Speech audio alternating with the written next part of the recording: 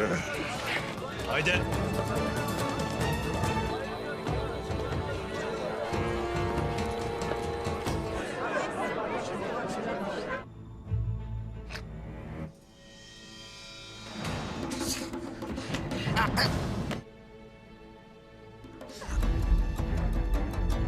Gebersin gitsin.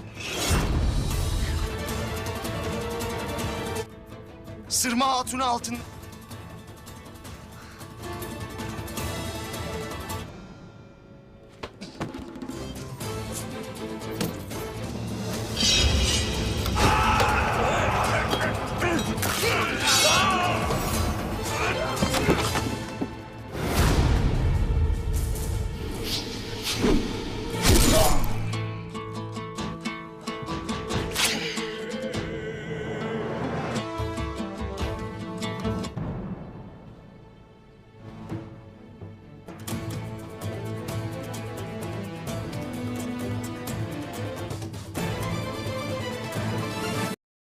अस्सलाम वालेकुम नाजरीन। इस किस्त के आगाज़ में अर्तुगरुल सरदार और सिपाही समुंदर पार करके दूसरी तरफ पहुंच गए थे। एक आदमी कहता है, हमने बरके खान को आपके बारे में खबर भिजवा दी है अर्तुगरुल सरदार, वो शिकार में मसरूफ़ हैं। अर्तुगरुल सरदार कहते हैं, आपका शुक्रिया, अब आगे हम खुद संभाल लेंगे। फिर वो आदमी चला जाता है। बमसी कहता है, बहुत अरसे पहले हम समुद्र को पार करके मंगोलों के पास गए थे भाई।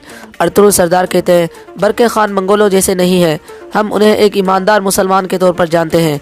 इसके बाद वो रवाना हो जाते हैं।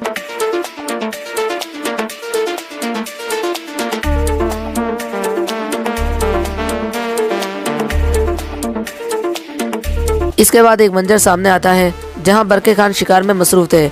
उनके कुछ खास आदमी भी साथ थे।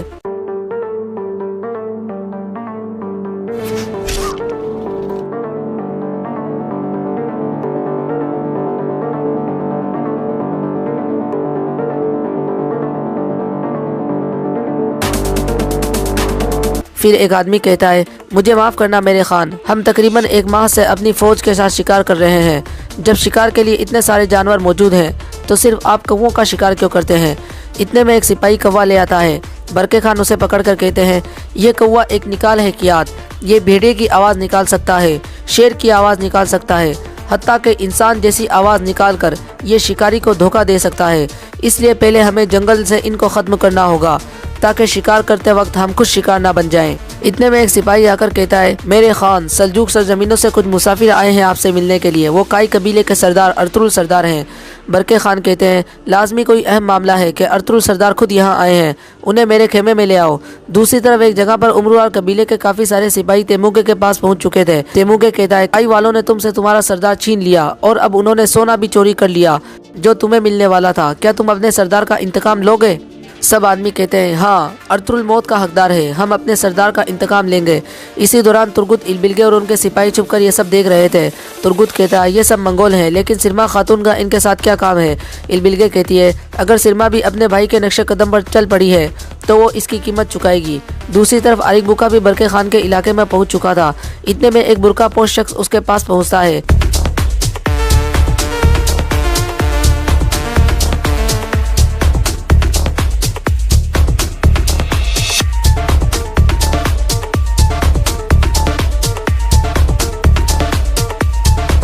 ये कियात था जो बरके खान का सबसे खास आदमी था, लेकिन असल में मंगोलों का जासूस था। फिर कियात कहता है, अर्तुगरुल बरके खान से मिलने आया है।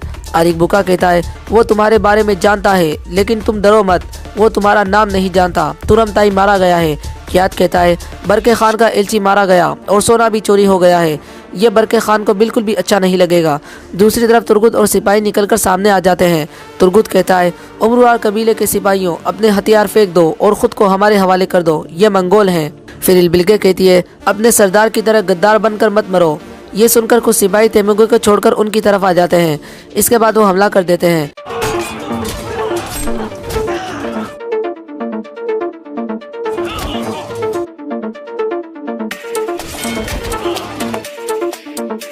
اس کے بعد برقع خان کے پڑاؤ کا منظر سامنے آتا ہے۔ برقع خان اپنے خیمے میں نماز ادا کر رہے تھے۔ نماز کے بعد وہ کھڑے ہو جاتے ہیں اور دوبارہ اپنی ٹوپی وغیرہ پہن لیتے ہیں۔ اتنے میں قیاد اجازت لے کر اندر داخل ہوتا ہے اور برقع خان کو ارطغرل سردار کے بارے میں بھڑکانے لگتا ہے۔ قیاد کی باتیں سن کر برقع خان سوچ میں پڑ جاتے ہیں۔ اسی دوران باہر ارطغرل سردار اور ان کے سپاہی پہنچ جاتے ہیں۔ ایک سپاہی اندر آ کر کہتا ہے، میرے خان، ارطغرل سردار آ گئے ہیں۔ برقع خان غصے میں کہتے ہیں، میرے ملازموں کو اندر بلاؤ اور ارطغرل سردار کو بھی اندر لاؤ۔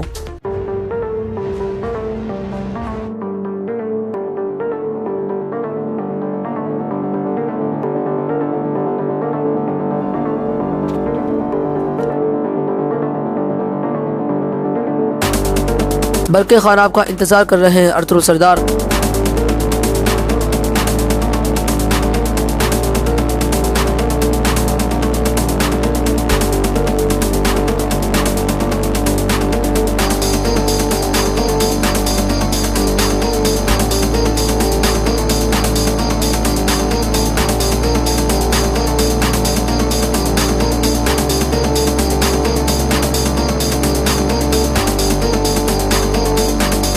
ارطغرل سردار کہتے ہیں، میں عادل اور شاندار برقع خان کو سلام کرتا ہوں۔ برقع خان ہلکا سا سر ہلاتے ہیں۔ پھر ارطغرل سردار کہتے ہیں، سورج ہمیشہ آپ کی ریاست پر چمکتا رہے خان۔ ظالموں کے خلاف ریاست کو پکا کرنے کے لیے میں خود یہاں آیا ہوں۔ برقع خان کہتے ہیں، اناطولیہ کی کیا صورتحال ہے؟ ارطغرل سردار کہتے ہیں، اناطولیہ ایک بڑی جنگ کے انتظار میں ہے۔ تمام قبائل ہلاگو خان کی فوج کے خلاف لڑنے کے لیے تیار ہیں۔ برقع خان کہتے ہیں، لیکن مجھے تو اناطولیہ سے کچھ اور ہی خبریں ملی ہیں۔ ہلاگو خان کے آدمیوں نے سونا ضبط کر لیا ہے جو میں نے بھیجا تھا۔ ارطغرل سردار کہتے ہیں، میرے آدمی سونا وصول کرنے کے لیے گئے تھے اور ہم پہلے سے ہی آگاہ تھے کہ ہلاگو خان کے آدمی جال بچھانے والے ہیں۔ یہ سن کر قیاد کہتا ہے، لیکن ہمیں تو اس کے برعکس خبر ملی ہے کہ سارا سونا دشمن کے ہاتھ میں چلا گیا ہے۔ پھر برقع خان کہتے ہیں، اور میرے ایلچی ترم تائی کی کیا خبر ہے؟ ارطغرل سردار کہتے ہیں، میں ترم تائی سے ملا تھا، لیکن ہلاگو خان کے آدمیوں نے ہمارے لیے جال بچھایا تھا۔ بدقسمتی سے ترم تائی فوت ہو گیا ہے۔ برقع خان غصے میں کہتے ہیں، تو پھر آپ کی جرت کیسے ہوئی یہاں آنے کی؟ ارطغرل سردار کہتے ہیں، میں یہاں آپ کو حقیقت بتانے آیا ہوں۔ برقع خان غصے میں کہتے ہیں، سونے کی حفاظت کرنا اور میرے ایلچی کو صحیح سلامت واپس بھیجنا تمہاری ذمہ داری تھی، تم اس میں ناکام ہو گئے، اب بات کرنے کے لیے کیا بچا ہے؟ ارطغرل سردار کہتے ہیں، میں اکیلے میں آپ سے خصوصی بات کرنا چاہتا ہوں۔ یہ سن کر قیاد کہتا ہے، اگر آپ نے خان سے اکیلے میں معافیا مانگنی ہے تو اس کا کوئی فائدہ نہیں ہے ارطغرل سردار، ہم یہاں جنگ کے بارے میں بات کرنا چاہتے ہیں۔ ارطغرل سردار کہتے ہیں، آپ تو خان کے سب سے خاص وزیر ہو، آپ مجھے وہ بات کرنے سے کیوں روک رہے ہیں جو آپ کے خان اور آپ کی ریاست کے لیے بہت اہم ہے؟ قیاد کہتا ہے، میں بیہودہ الفاظ سے خان کا وقت ضائع نہیں کرنا چاہتا۔ یہ سن کر برقع خان کہتے ہیں، خاموش ہو جاؤ۔ اس کے بعد برقع خان سب کو باہر بھیج دیتے ہیں۔ دوسری طرف لڑائی جاری تھی۔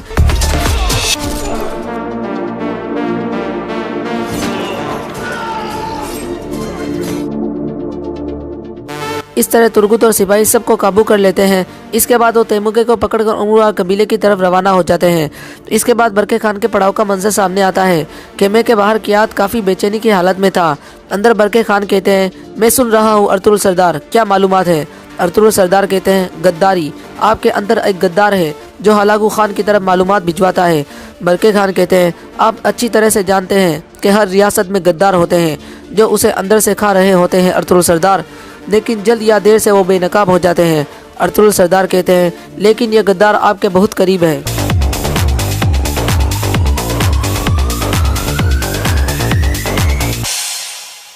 جان لیں، نہ صرف ہماری تقدیر بلکہ اوغز خاندان کی بھی تقدیر بدل جائے گی اس راستے پر۔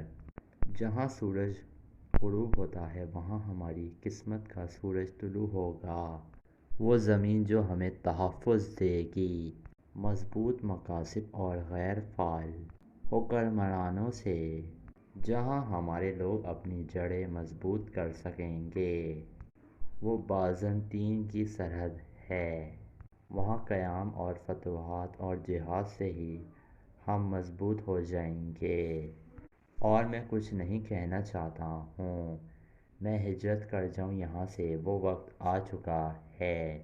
جنہیں مجھ پر یقین ہے، جو اپنے دلوں میں ایمان رکھ کر میرے ساتھ چلنا چاہتے ہیں، وہ بخوشی میرے ساتھ آ سکتے ہیں۔ اللہ ہماری رفتار کو تیز کرے۔ یہ کہہ کر ارطغرل صاحب کھڑے ہو جاتے ہیں اور کہتے ہیں مجھے اجازت دیجیے۔ یہ کہہ کر ارطغرل صاحب باہر نکل جاتے ہیں اور بوال سپاہی مسکرانے لگتا ہے اور قندوق بہت پریشان تھا۔ دوسری طرف باہر ترگت اور بمسی تیرے ضمیر کی دکان پر کام کر رہے تھے۔ اسی دوران ارطغرل صاحب اپنے گھوڑے پر سوار ہو کر تیزی سے روانہ ہو جاتے ہیں۔ ترگت اور بمسی حیرانگی سے ارطغرل کو جاتا ہوا دیکھ رہے تھے۔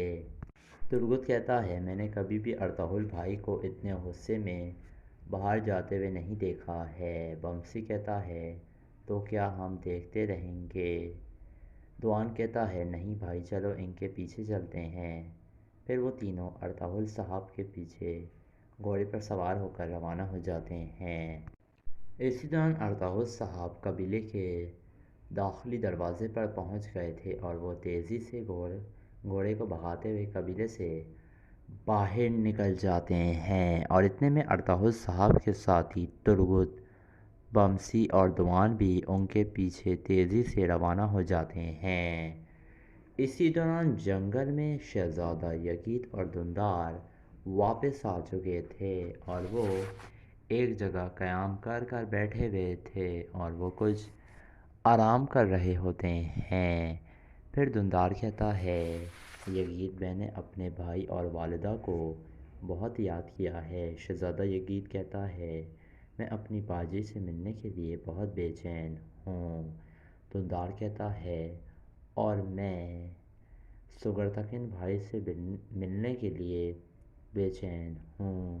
شہزادہ یزید کہتا ہے تم نے انہیں کبھی دیکھا نہیں ہے؟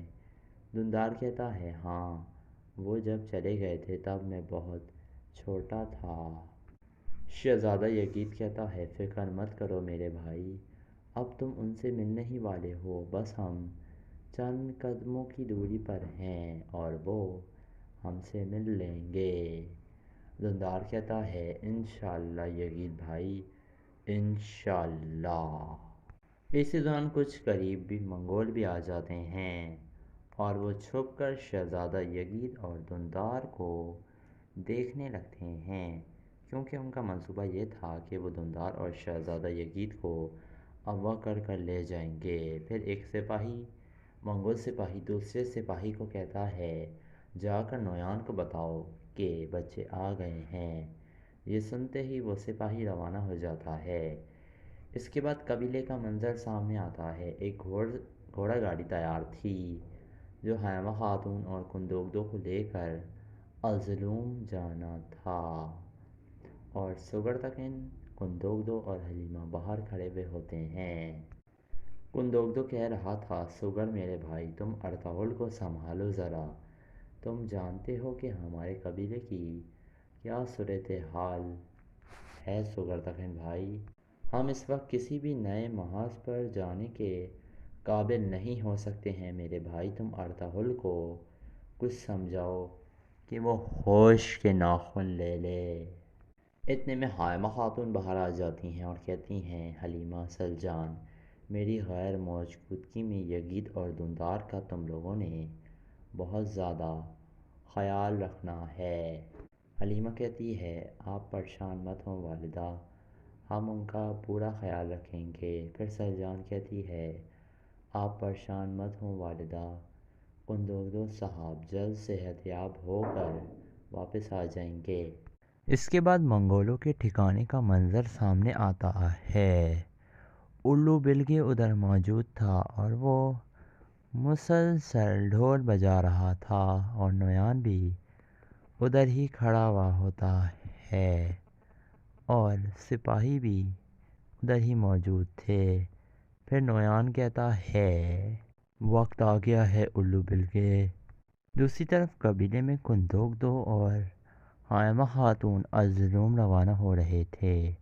حلیمہ خاتون گوبجے سے کہتی ہیں بیٹی تم کافی عرصے سے افسوس دہ ہو، کیا کچھ ایسا ہے جو ہمارے علم میں نہیں ہے؟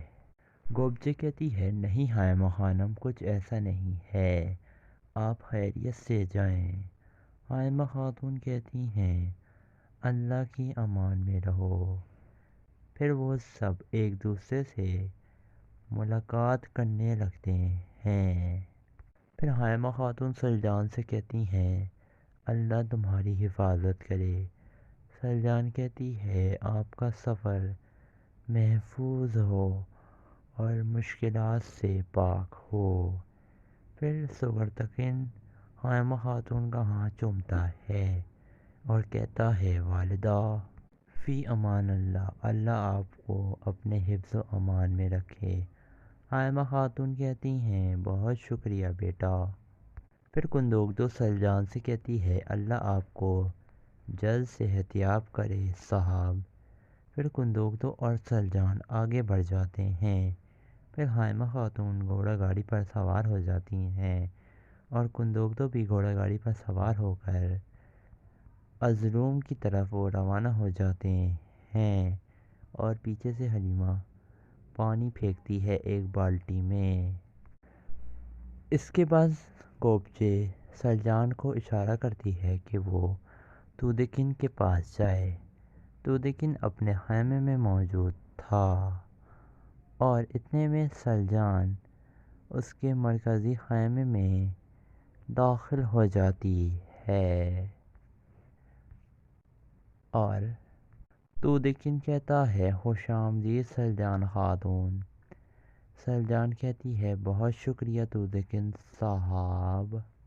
پھر تودکن کہتا ہے کیا کندوگدو بھائی روانہ ہو گئے ہیں؟ یہ سن کر سلجان کہتی ہے بالکل ہو گئے۔ تودکن کہتا ہے اللہ ان کی حفاظت کرے۔ سلجان کہتی ہے شکریہ۔ تودکن کہتا ہے اور وہ صحت یاب ہو کر لوٹیں۔ سلجان کہتی ہے انشاءاللہ بھائی۔ پھر تودکن کہتا ہے خیریت ہے، آپ کو کوئی بات کرنی تھی؟ سلجان کہتی ہے میں کوبچے کے بارے میں بات کرنے کے لیے آئی ہوں۔ کافی عرصے سے وہ افسردہ ہے۔ کافی عرصے سے ایسا لگ رہا ہے کہ وہ کھو گئی ہے، نہ کچھ کھاتی ہے نہ کچھ پیتی ہے۔ وہ آپ کی بیوی ہے، اگر آپ اجازت نہیں دیں گے تو میں کچھ نہیں بولوں گی، لیکن میں اپنی بہن کو اس حالت میں نہیں دیکھ سکتی ہوں بھائی۔ تودکن کہتا ہے سلجان خاتون میں آپ کی بہت عزت کرتا ہوں، آپ کی وفاداری، آپ کی رحم دلی اور آپ کی جو ہمارے قبیلے کے لیے بے انتہا خدمات ہیں اس کی میں بہت قدر کرتا ہوں سلجان خاتون، لیکن یہ معاملہ میرے اور کوبچے کے درمیان ہے۔ یہ کہہ کر تودکن پیچھے مڑ جاتا ہے۔ سلجان کہتی ہے آپ کے اور کوبچے خاتون کے بیچ میں ایسا کیا معاملہ ہے بھائی جو کوبچے اتنی اداس رہنے لگی ہے؟ وہ بیوی جو آپ کی خاطر اپنی جان دینے کو تیار ہے، پھر ایسا کیا ہو گیا ہے تودکن سردار؟ تودکن کہتا ہے برائے مہربانی مجھے مجبور مت کریں، آپ کا بھی دل دکھے گا۔ سلجان کہتی ہے اور جو میری بہن کا دل دکھ رہا ہے وہ اس بارے میں آپ کیا کہیں گے؟ تودکن غصے سے کہتا ہے سلجان خاتون۔ سلجان کہتی ہے آپ میرا دل توڑ بھی دیں گے تو بھی مجھے کوئی افسوس نہیں ہوگا، لیکن اگر کوبچے کا دل ٹوٹے گا تو مجھے افسوس ہوگا۔ میں جانتی ہوں اگر آپ اس سے محبت نہ کرتے تو آپ کبھی بھی اسے اپنے اوطاق میں مت لاتے۔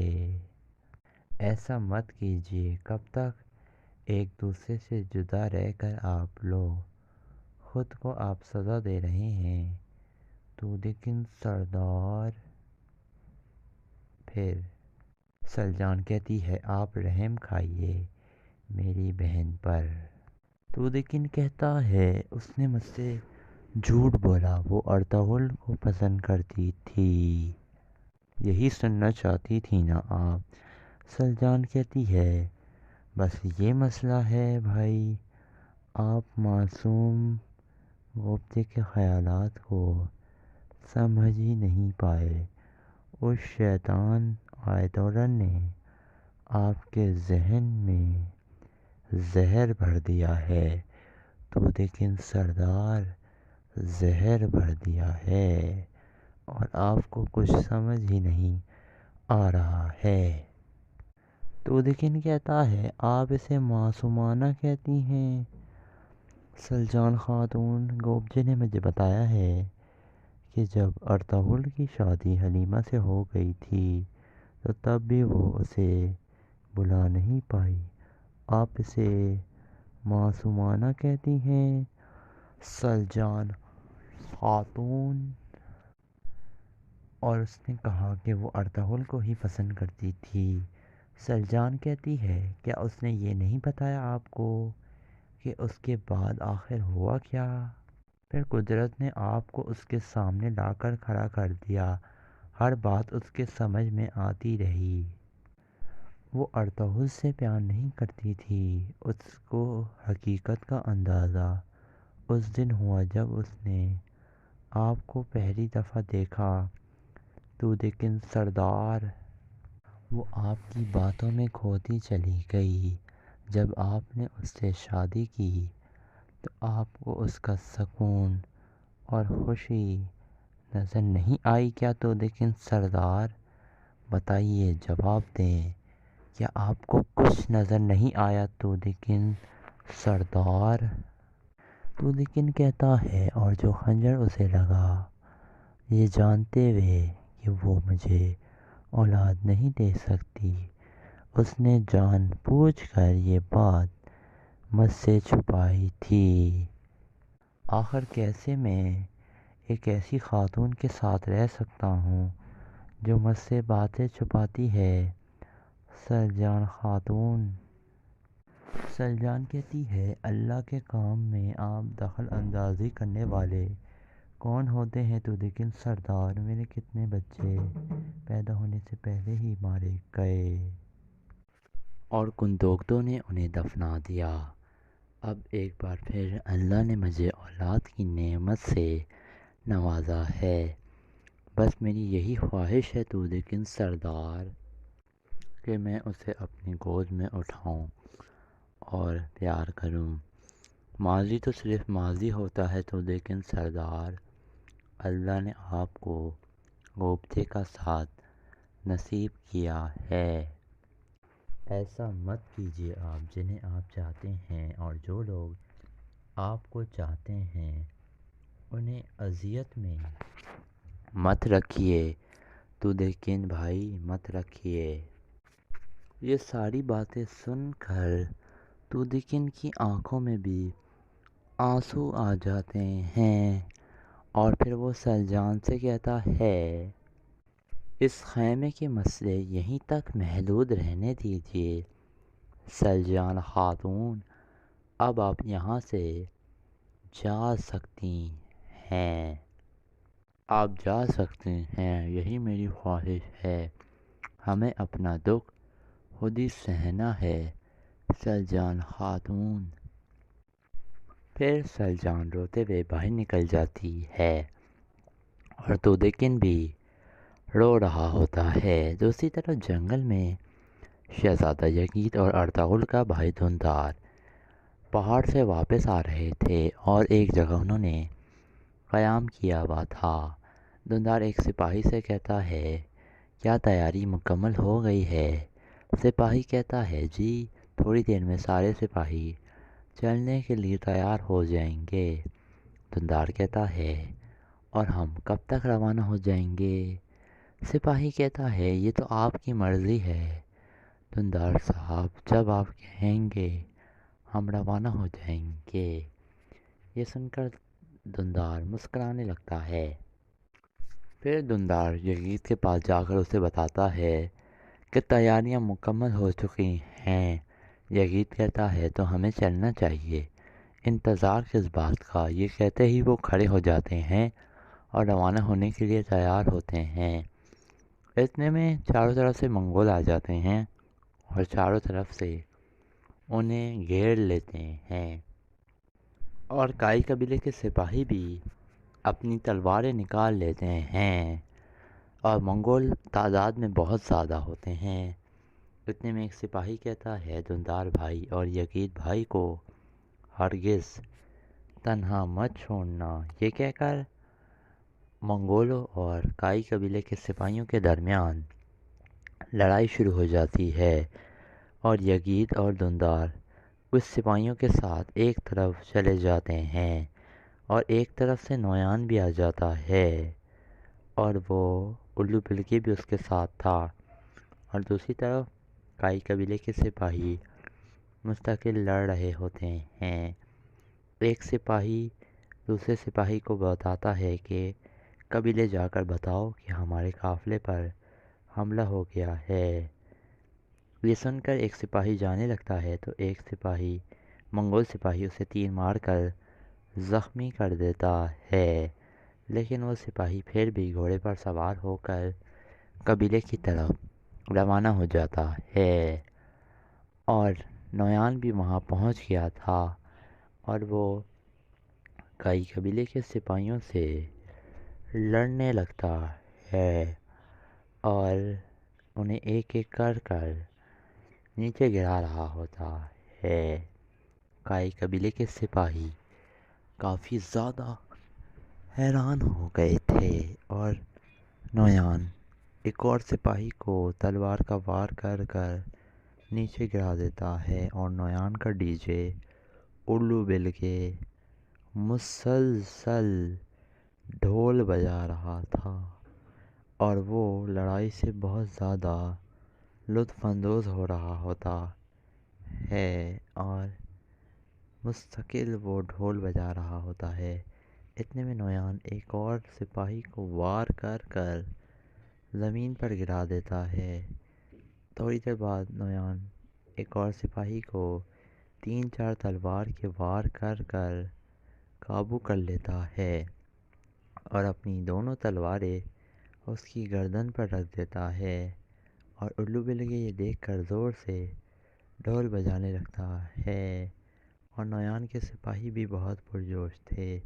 پھر نویان تلوار کا وار کر کر اس سپاہی کو بھی نیچے گرا دیتا ہے۔ پھر نویان کہتا ہے پکڑو انہیں، یہ کہہ کر وہ سب دندار اور شہزادہ یزید کے پیچھے بھاگنے لگتے ہیں، اور وہ تعداد میں بہت زیادہ ہوتے ہیں اور انہوں نے تقریباً سارے ہی کائی قبیلے کے سپاہیوں کو مار دیا تھا، اور دوسری طرف یزید اور دندار بھاگ رہے ہوتے ہیں اور وہ کہہ رہے ہوتے ہیں ہم بھاگ کیوں رہے ہیں، آخر ہم ان سے لڑتے کیوں نہیں ہیں؟ سپاہی کہتے ہیں یہ ممکن نہیں ہے بھائی، وہ تعداد میں بہت زیادہ ہیں، وہ ہمیں منٹوں میں ہی ختم کر دیں گے، آپ کو بحفاظت قبیلے تک پہنچانا ہماری ذمہ داری ہے دندار بھائی۔ اتنے میں ایک سپاہی کہتا ہے آپ قبیلے کی طرف نکل جائیے، ہم ان سے نمٹ لیں گے۔ یہ سنتے ہی یزید 2 سپاہیوں کے ساتھ اور دندار بھاگنے لگتے ہیں، اور باقی 2 سپاہی منگولوں کے سامنے تیر کمان تان کر کھڑے ہو جاتے ہیں، لیکن منگول بھی تعداد میں بہت زیادہ تھے۔ کچھ منگولوں کو کائی قبیلے کے سپاہی تیر مار کر زمین پر گرانے میں کامیاب ہو جاتے ہیں، لیکن وہ سامنے آ جاتے ہیں، پھر انہیں تلواریں نکالنی ہی پڑتی ہیں اور وہ منگول ان کے اوپر حملہ کر دیتے ہیں۔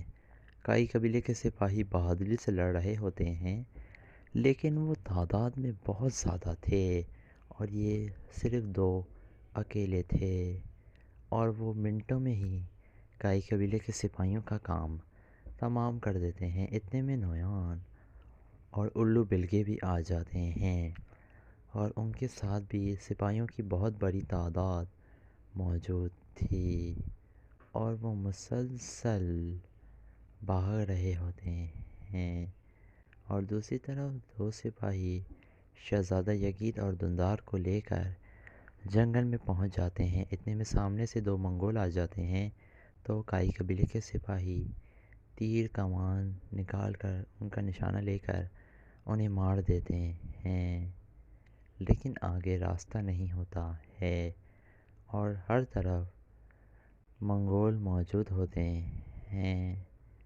اور وہ سوچ رہے ہوتے ہیں ہم جائیں تو جائیں کدھر۔ پھر وہ اپنی تلواریں نکال کر کھڑے ہو جاتے ہیں۔ اتنے میں ایک تیر آتا ہے، ایک کائی قبیلے کے سپاہی کے لگتا ہے، وہ نیچے گر جاتا ہے۔ وہ حیران ہوتے ہیں کہ یہ تیر آیا کہاں سے، منگول سپاہی نظر کیوں نہیں آ رہے ہیں۔ اتنے میں ایک اور تیر آتا ہے اور وہ دوسرے سپاہی کے لگ جاتا ہے اور وہ بھی نیچے گر جاتا ہے۔ یزید اور دندار بالکل اکیلے رہ جاتے ہیں اور وہ اپنی تلواریں نکال لیتے ہیں اور ادھر ادھر دیکھنے لگتے ہیں اور وہ کافی زیادہ پریشان ہو گئے تھے۔ اتنے میں انہیں نویان کی آواز آتی ہے جو کہہ رہا تھا تم لوگ نویان سے لڑ نہیں سکتے ہو، ہتھیار ڈال دو اپنے۔ دندار کہتا ہے ہمیں ان سے لڑنا ہوگا یزید، اگر ہم نے ہتھیار ڈال دیے تو ہم مارے جائیں گے۔ یزید کہتا ہے ہتھیار ڈالنے کا تو سوال ہی پیدا نہیں ہوتا ہے دندار بھائی۔ اتنے میں سامنے سے نویان نکل کر آ جاتا ہے اور نویان پھر کہتا ہے ہتھیار ڈال دو، تم لوگ نویان کا مقابلہ نہیں کر سکتے ہو۔ پھر یزید اور دندار کافی زیادہ پریشان ہو جاتے ہیں۔ اتنے میں بہت سارے منگول سپاہی نکل کر آ جاتے ہیں اور انہیں چاروں طرف سے گھیر لیتے ہیں اور یزید اور دندار کے پاس وہاں سے بھاگنے کے کوئی راستے نظر نہیں آ رہے ہوتے ہیں انہیں، کیونکہ وہ بری طریقے سے نویان نے انہیں اپنے جال میں پھنسا لیا تھا اور نویان کا یہی منصوبہ تھا کہ وہ دندار اور یزید کو اپنے ساتھ لے کر جائے گا، کیونکہ سعد الدین نے اسے ایسا کرنے کے لیے کہا تھا، کیونکہ سعد الدین چاہتا تھا کہ وہ شہزادہ یزید کو سلطان بننے کی پیشکش کرے گا اور پھر وہ ارطغرل کے خلاف کر دے گا علیمہ سلطان اور اس کے بھائی کو۔ اس لیے یہ سب نویان اس کے حکم پر کر رہا ہوتا ہے سعد الدین کوپیک کے۔ اسی دوران ارطغرل صاحب بھی جنگل میں پہنچ گئے تھے اور وہ ارد گرد کا جائزہ لے رہے ہوتے ہیں۔ اتنے میں انہیں سامنے سے ایک زخمی سپاہی گھوڑے پر آتا ہوا نظر آتا ہے۔ ارطغرل صاحب اسے دیکھ کر حیران ہو جاتے ہیں اور سمجھ جاتے ہیں کہ کچھ ہوا ہے۔ پھر ارطغرل صاحب بھاگ کر اپنے گھوڑے سے نیچے اترتے ہیں اور تیزی سے اس کے پاس جاتے ہیں اور اسے گھوڑے سے نیچے اتار لیتے ہیں۔ ارطغرل صاحب اس سے پوچھتے ہیں کیا ہوا ہے بھائی؟ پھر ارطغرل اس کے کندھے پر جو تیر لگا ہوا تھا وہ نکال کر توڑ کر پھینک دیتا ہے۔ پھر ارطغرل صاحب پوچھتے ہیں کیا ہوا ہے تمہیں بہادر؟ یہ سن کر سپاہی کہتا ہے ارطغرل بھائی مدد کریں، یزید اور دندار کی زندگی خطرے میں ہے بھائی، وہ نیچے ڈھلان کی طرف ہیں۔ ارطغرل صاحب پوچھتے ہیں بتاؤ حملہ کس نے کیا تھا؟ یہ سن کر سپاہی بڑی مشکل سے بولتا ہے نویان۔ یہ کہتے ہی وہ سپاہی شہید ہو جاتا ہے اور ارطغرل صاحب بہت زیادہ غصے میں آ جاتے ہیں اور پھر ارطغرل اس کی آنکھیں بند کر دیتا ہے اور پھر تیزی سے نیچے کی طرف جانے لگتا ہے کیونکہ سپاہی نے بتایا تھا کہ وہ نیچے کی طرف ہیں۔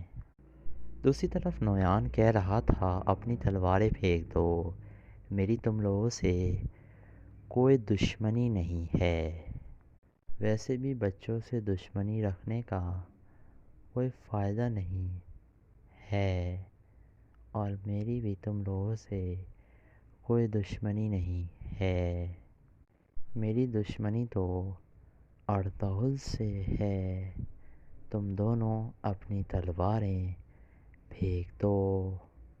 لیکن یگید اور دندار اپنی تلواریں پھینکنے پر تیار نہیں ہوتے ہیں۔ یہ دیکھ کر نویان بہت زیادہ غصے میں آ گیا تھا اور وہ اپنی دونوں تلواریں زمین میں گاڑ دیتا ہے۔ اتنے میں دندار بڑا بہادر بن کر نویان کے اوپر حملہ کر دیتا ہے، لیکن نویان 2-3 وار کر کر اسے زمین پر پھینکتا ہے اور وہ بے ہوش ہو جاتا ہے۔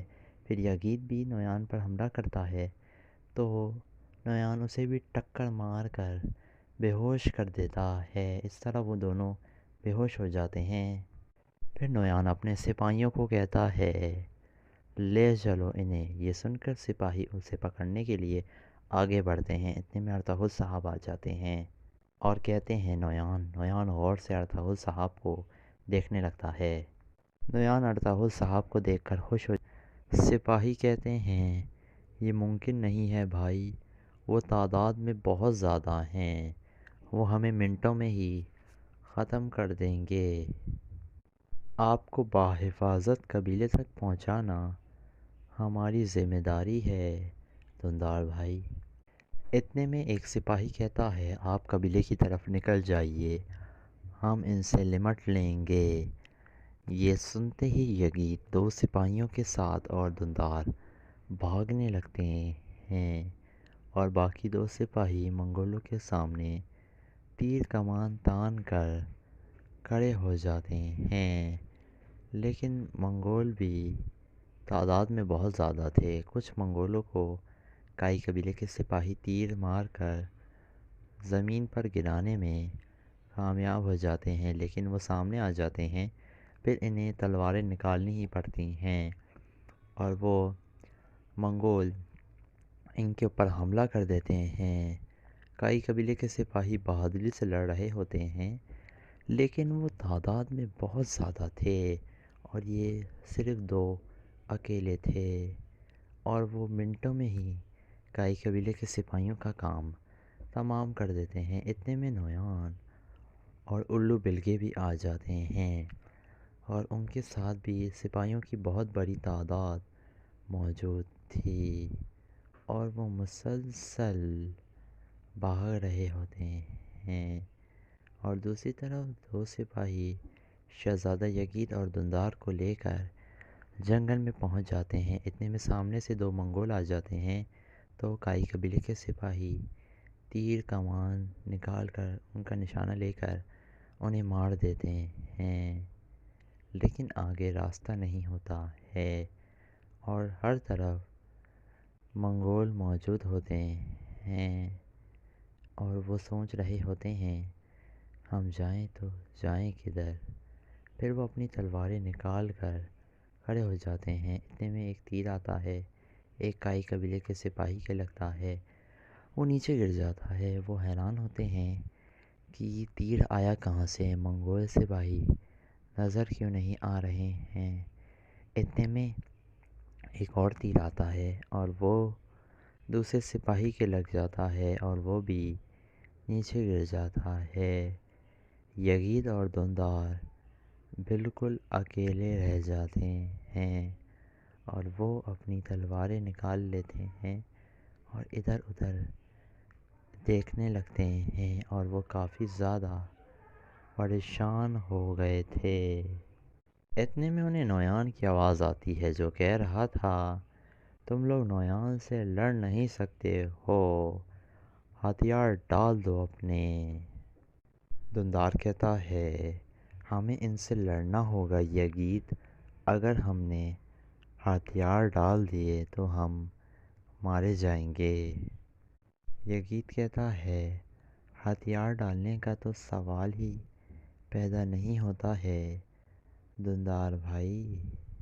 اتنے میں سامنے سے نویان نکل کر آ جاتا ہے اور نویان پھر کہتا ہے ہتھیار ڈال دو، تم لوگ نویان کا مقابلہ نہیں کر سکتے ہو۔ پھر یزید اور دندار کافی زیادہ پریشان ہو جاتے ہیں۔